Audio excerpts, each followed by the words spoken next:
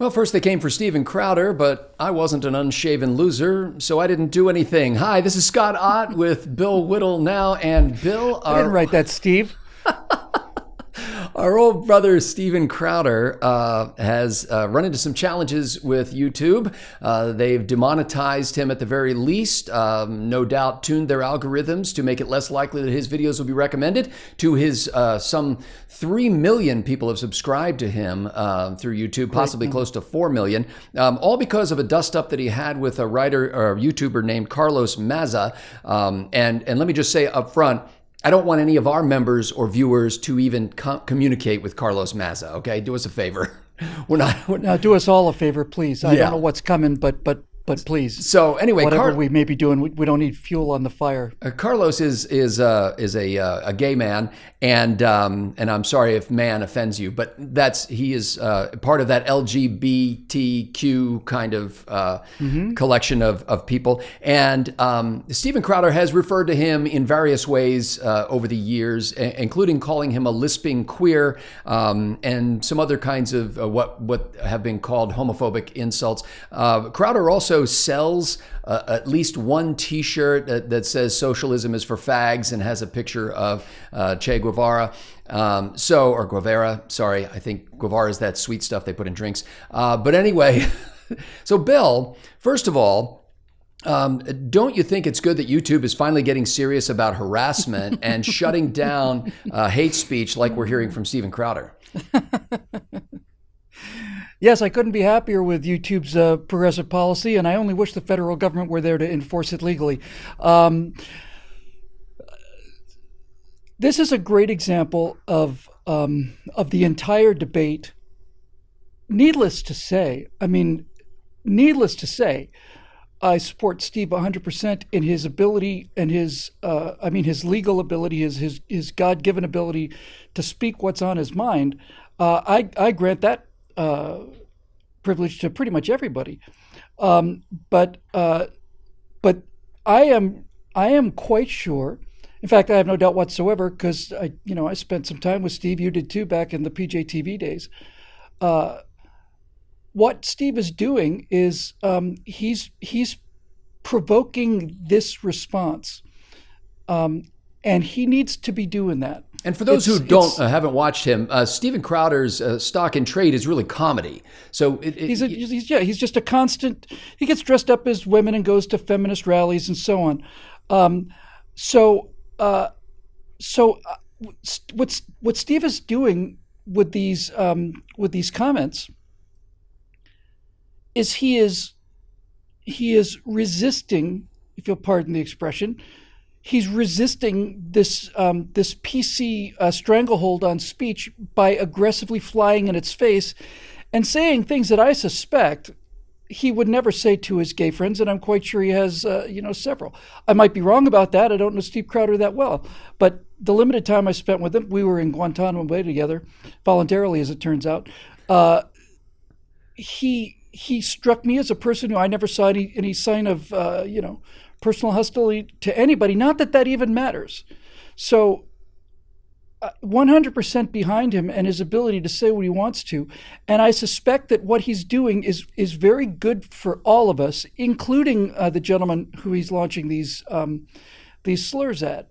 And the reason I say that is because this idea that is the core of political correctness has a sad component and an evil component. The evil component is where it is intentionally designed, and people understand that behind it is the intentional design to get people to shut up and to use their own decency and morality against them. The best way you can get somebody to shut up in America is to call them a racist. You call them a racist, they shut up. And the thing that's so important about that is the only people who respond to being called a racist by shutting up are people who aren't racists. Actual racists are proud of this. So the evil part of political correctness is this very considered, extremely willful Saul Alinsky tactic to use the enemy's rules and standards against him, and to play off of our decency and our sense of fair play. And it's just plain evil. It's not just un-American, it's anti-human. But the sad part, and I think the more tragic part, is this idea that's not only been tolerated but positively inculcated in this generation. Not just even it's been lavished, it's been nurtured and grown, and that is the idea that you have a right to not be offended by what somebody else says. And when you really get down to the basis of this, by Steve calling this guy those names, he's teaching him a lesson, although I suspect he probably already knows it. He really is telling him, sticks and stones may break my bones, but names will ever hurt me. And you don't hear that very often these days. But Scott, it's not just a question of America. It's not just a question of what we do with our speech laws or what they do in Europe with their very, very repressive speech laws. You can't say anything negative about Muslims in Europe, and if you do, you'll go to jail. But as a species, as our species, it is extremely dangerous, destructive, and self-defeating, because it's not going to work. It just can't. To give people the impression that somehow they have a right to exist on a planet with other people and never be offended. And Bill, this guy that Steven Crowder has insulted in this way is oddly saying, he did a long stream. You know how you can kind of string together a bunch of tweets on Twitter, and he did this long stream where he was talking about this situation. And very early in that stream, he basically said, "I'm not mad at Steven Crowder. After all, there will always be," and then he uses two words which coupled together make quite a vigorous insult. But there will always be people like that who will think that they can get more views by being bigots. That said, he said, well, who he's really mad at is YouTube, which has failed to enforce their own anti-cyber bullying policies for years and makes a great show of being LGBTQ friendly and positive and promotional, while at the same time allowing people like him to be regularly abused. So which came first, the fag or the compound adjective? I don't understand the question. Okay, so he refers to Steve in a two-letter insult of some severity, yeah? Calls him that publicly in the tweets. This was just the recent series of tweets that this writer put out, but it was in the wake of Steven Crowder already had used the various insults. Yes, I understand. But the question is, which came first? I suspect that Steven Crowder didn't just randomly pick somebody on YouTube who happened to be gay and progressive so that he could launch a homophobic attack on them. So you're saying that this guy had it coming?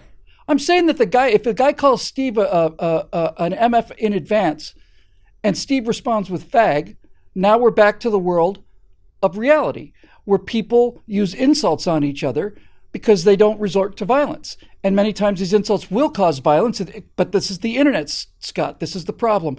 The internet is a problem when we have this entire thing going on because we can say what we want to on the internet.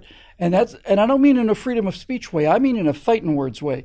We can say things to people on the internet because they're not present and we're not in the same room, and it's certainly very likely that we will not meet each other. But it is the inability for this person or any person, forget Steve or the guy or who started it or whatever. If you say something like that to a person to their face, you've got a good chance of starting a fight there. And this civilization of ours that has a presumption of innocence and all the rest makes an allotment for fighting words, makes an allotment for the idea that a person can insult you to the degree that you are so agitated and so I'm not going to say what I was going to say because that was the T word. The point is, if you walk up to a guy in a restaurant and you call his wife a filthy whore in front of his wife and his children, and then that guy gets up and punches you in the nose, guess whose side I'm on, right? I mean, this is the entire crux of the matter. I suspect that before Steve Crowder, I don't know, I wasn't there, but I suspect that this guy was making comments about Steve Crowder that were not just our respected conservative friend on the other side of the aisle. And even if it didn't, it doesn't matter. He has the right to say whatever he wants to. And for this guy to say that, and I'm not mad at Steve Crowder. I'm disappointed in YouTube for not protecting my delicate feelings because I'm a gay person, is to say that Steve Crowder doesn't have any feelings for being called an MF and all the rest of it. It's to say that any sort of slanderous libel, any kind of false accusations, false witness against the straight white male Christian community is absolutely okay, in fact deserved. But any kind of a response on that same level is hate speech. Now, YouTube is tightening down their anti-hate speech efforts as a result of this, or they would probably claim it's an ongoing, evolving thing, because last year they instituted some 30 new guidelines for how they're going to handle various kinds of speech on their platform. And frankly, Bill, as you well know, very few of the YouTubers and the providers of content on YouTube could afford to host and distribute in mass quantities the kind of videos. So YouTube is actually providing a free service to do all this stuff. And so now they're starting to tighten down the guidelines, and they're basically saying they're going to be a lot more proactive about determining things like whether somebody is espousing a view that implies superiority of one race, for example, over another. And obviously targeting neo-Nazis and white nationalists and people like that. But some conservative content providers are pretty alarmed about this. I was listening to Glenn Beck's radio show this morning, and Beck was telling his listeners to connect directly with him instead of just through YouTube, because he's afraid at some point that channel, the social media channels, will no longer be open to him. I'm worried about that too.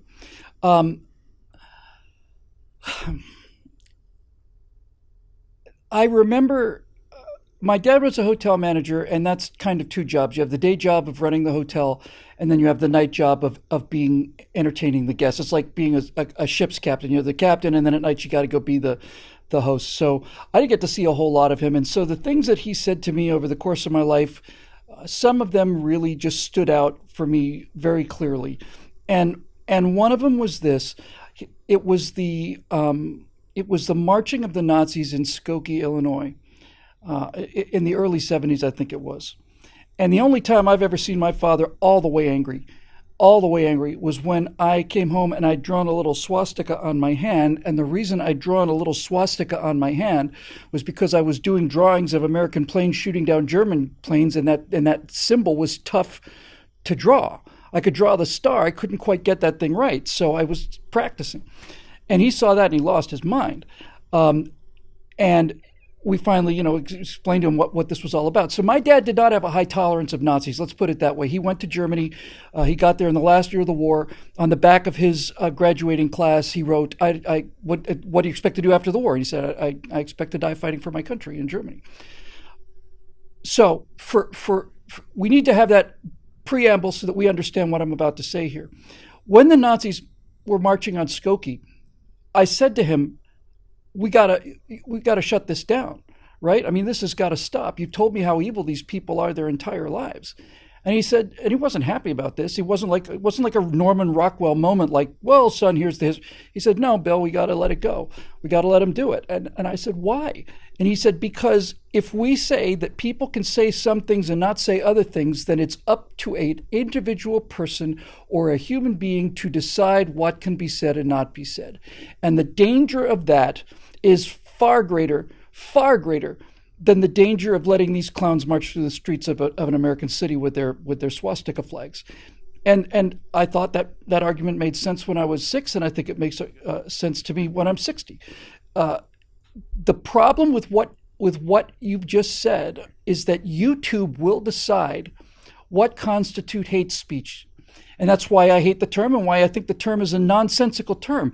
If Steve Crowder calls a guy a fag, that's hate speech. But if the guy calls Steve Crowder what he called him, that's okay. This is the point. The point is we are setting up a structure of victimhood and hierarchies of victimhood, which is destructive enough, and not to us, by the way. It's annoying to us, but the people who it actually destroys are the people that buy into this con game. But when they say hate speech, guess who's going to determine what hate speech is? It's going to be determined by a bunch of super left-wing progressives. And if a guy starts calling Steve Crowder racist or Nazi or whatever, that won't be considered hate speech, even though it is, by any definition, a personal assault on somebody that has no basis. It's a slander, certainly. And so what YouTube is saying is that we will decide what can be said and what cannot be said. And what this author is saying is that I want YouTube to bring the cloak of invisibility over me so that I can call people whatever I want to, but no one can respond to me in an insult that might hurt my feelings. Bill, did the conservatives make a fool's bargain some years ago when they decided to jump into these social media platforms with both feet and now find not only that they're being told what they can say and what they can't say and having income sources cut down, but literally their entire database of supporters, or a large part of that database, is in the hands of a third party that is hostile to them? So that's part of the question is, was that a foolish thing to do? Secondly, at this point, in your business, doing this kind of commentary, what are you going to do about it? Well, yes, it was absolutely a gigantic mistake. And it was a good-natured mistake. And what I mean by that is when YouTube and Facebook came along and all of us basically stopped having our own websites as our primary venue, when my Facebook page became more important than eject page or BillWhittle.com page in terms of views, likewise my YouTube page. When that happened, we did it because we thought, great, all of the eyeballs are going to be in one place. We don't have to depend on a link from Glenn Reynolds or whatever. People are going to see one video on YouTube. They're going to click the like button. That means they get to see all the rest of the videos on YouTube. We were foolish in the sense that we trusted these companies to do what they said they were going to do. Dennis PragerU has something like 2 million subscribers or something like that, maybe more. People who push a button that say, I want to know every time a Dennis Prager video comes up. And in the courtroom, Prager was able to prove that the number of people who got the notification was 2%. 2% of the people who signed up for this actually got the notification on their Facebook page. And the idea that somebody could be that pernicious, that petty, and that biased, and that frankly dishonest never ever occurred to us, and it took years for this to really sink in. But yes, it is a catastrophic mistake. Although I have to tell you, Scott, I don't know what the alternative is, or certainly what the alternative was. There are other web hosting, video hosting sites out there, and we're exploring them. And I'd love to move out of YouTube. I'd love to, for this exact reason. So yes, it was a gigantic mistake to assume that when somebody said this is an open forum for people to connect to each other, we took them at their word, when what they really meant was this is an open forum for people to connect to each other, monitored by us and filtered through our progressive policies. And if you don't like it, too bad, because it's private property. Virtually my entire archive, I have the firewalls on drive, but essentially all of the Bill Whittle Nows, all of the right angles, all of it, they're on YouTube, and that's where they are. That's the only place they are. So yeah, that's a potential catastrophic thing. Now, in terms of what I'm going to do about it, and what we're doing about it, this is happening all across the blogosphere, and I would just simply echo what Glenn Beck said, and for the same reasons. If you go to BillWhittle.com, you might know this better than I do, Scotty. You certainly know it because you designed it. BillWhittle.com is designed for members, and the members are interacting with each other, and there's member posts and all the rest of it. But even if you just go to BillWhittle.com as a non-member, you will be able to see a link to all of the videos we put out. There's not even a thumbnail, right? But you can click those links through? Well, you can go to YouTube anytime. There's not a direct link right now sending people back to YouTube, but most people who come to BillWhittle.com got there from YouTube. Okay. But so what we will put up, though, is a link for people who are not yet members to subscribe, and we should be able to do that in the next week or two, to subscribe to a mailing list so we can keep them in the loop. And let them know what's happening here should things shut down there. I'll also tell you, Bill, that, and we got to wind this up, but I'm going to estimate, I haven't done the count, but I'm going to estimate that about 20% of the videos that we post on YouTube get demonetized, at least initially, and we appeal those for review. Every one of them. Occasionally, we win the appeal.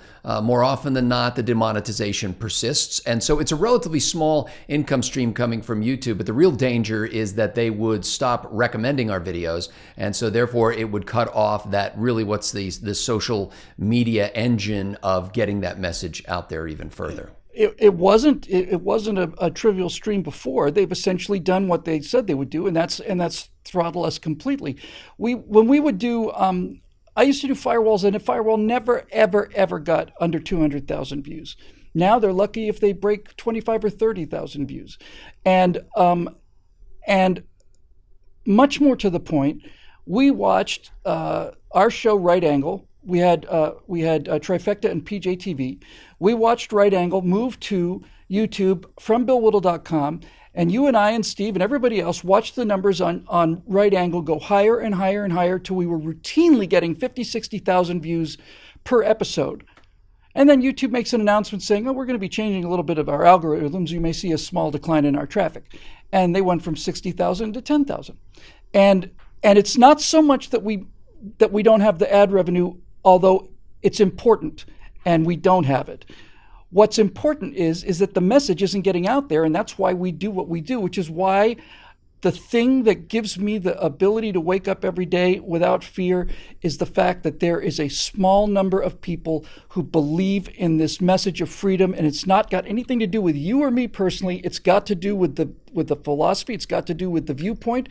And while sometimes tens of thousands of people, 100,000 people plus saw something we did not too long ago, only 2,000 or 3,000 of those people are the members who subscribe for $9.95 a month and make the message available to everybody.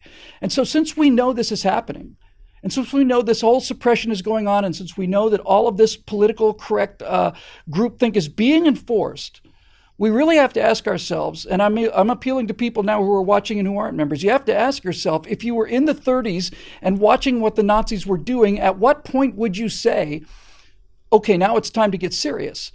Because if this channel goes away, it's not going to affect you in any particular manner, except for the fact that there are stories that you will not get, and there are perspectives that you will not hear, like this one, for example.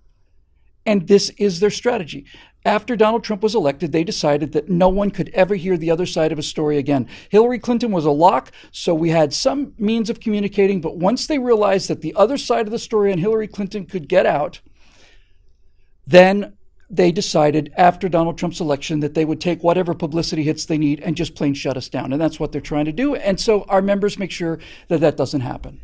And I understand some people will hear this as alarmism, and others will pitch. hear it as an absolute, some people will just hear it as a sales pitch, but some people will understand the necessity of the moment and will understand that, frankly, channels like this, and we're not the only one, I don't pretend to be the only one in the country, but channels like this are not going to exist in anything like you've become accustomed to or with the ease of access to them if it's not for the people who care the most, who come forward and actually financially support them. We're proud to have what we consider to be the finest group of citizen producers in the world, and they are the people who have gone to BillWhittle.com and clicked that Become a Member link. We invite you to do so. I don't expect this situation to get better before it gets worse. And so if we'd like to head this off and at least have a nucleus of people in a refuge from which we can stage the next... Self-sustaining regardless of what YouTube does. Yeah. That's right. So we thank the members for making this possible. We invite you to become one. For Bill Whittle, I'm Scott Ott. Thanks.